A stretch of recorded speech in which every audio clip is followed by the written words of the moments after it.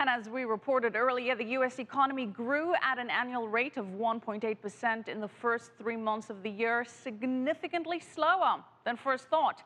Joining us to discuss this is Bart Van Ark, the global economist for the Conference Board. Bart, thanks for joining us again. Thanks for having me. So Bart, what do you make of this revision?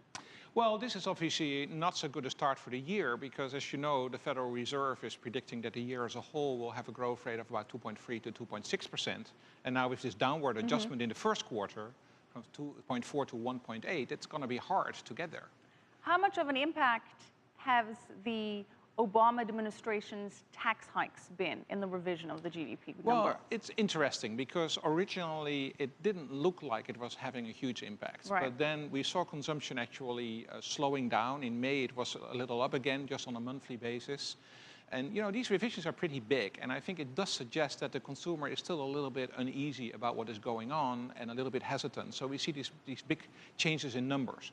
Now, on the positive side, is that we do see consumer confidence going up. Our consumer confidence index yesterday had a significant uptick, and it was the third month in a row. So it seemed that overall the consumer is becoming a bit more confident, but these tax hikes are not helping. So how do you reconcile that? Consumer spending down, consumer confidence up, taxes up, income down. How do you reconcile all these Well, first data of all, points? the really interesting thing about the consumer is that if you ask them about consumer confidence, they have a really good sense of the economy, but they don't necessarily translate it into their own spending. So the confidence doesn't so easily go into the spending decisions. But at the same time, as I said, you know, they see these tax hikes. They're not very confident about income. What we saw yesterday is that they're more positive about the expectations for employment, the expectations for business conditions, but their expectations for income are still weak. So you still see that income story is affecting them, and that's why we still think that this whole sequester thing is going to negatively impact on consumer growth. And the sequester, the government spending cuts, Right. How much of an impact does the new GDP report show us that indeed has had? Well, we don't quite know. The biggest effects were really directly on consumption and on business investment. The adjustments for government expenditure were fairly limited. They were negative anyway.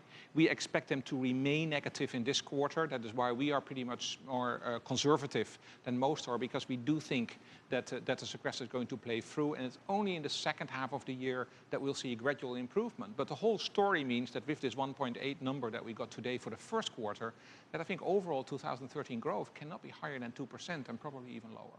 So you're obviously revising your figure for second quarter GDP then too.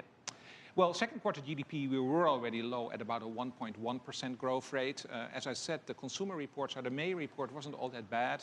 And now with consumer confidence being up, I don't think we will adjust it further downwards, but we have seen a lot of other forecasts coming down in that direction.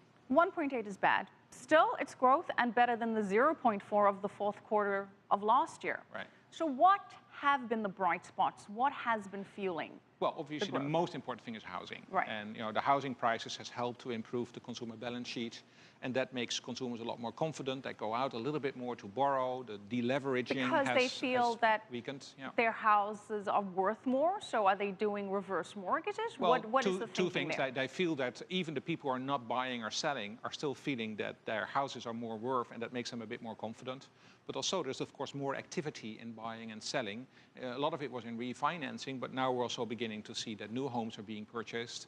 And, you know, I think that is definitely helping. The other part that is important, of course, the labor market. And the labor market isn't all that great, but adding every month, sort of on average, 150,000 jobs isn't all that bad, and it will ultimately help us to bring down the unemployment rate. And that is the thing that the consumer really cares most about.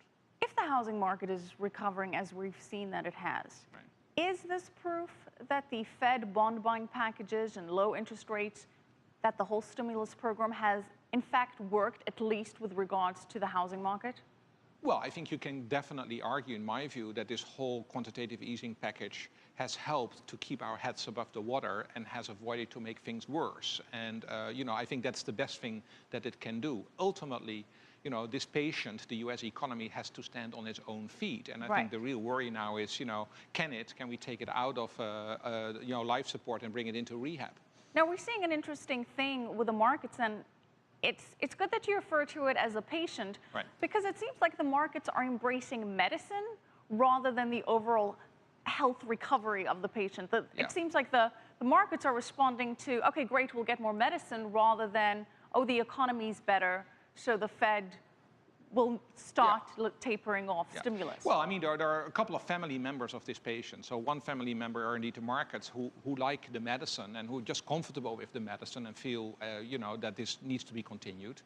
There are others who think that if you take this patient off life support, it will die immediately. So those are the real people who think that the economy is still way too weak. And there are those, and I think we are part of that at the conference board, who basically think, look, at some time the patient has to stand on its own feet.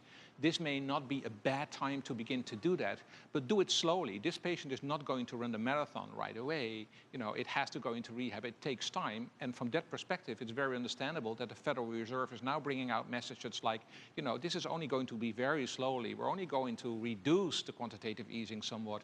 I think it will be well into 2014 before this will be really reversed and before we will see interest rates rising. We may well be into 2015. So until 2014, you guys are not too concerned about the Fed starting to wind down the program? Yes or no? I think it's going to be a very slow process. And if you look at the last few days, that's really what they are trying to convey in terms of their messaging. Okay, we're going to have to leave it there, but thank you so much. As always, Bart Van Ark, the Chief Economist for the Confidence Board.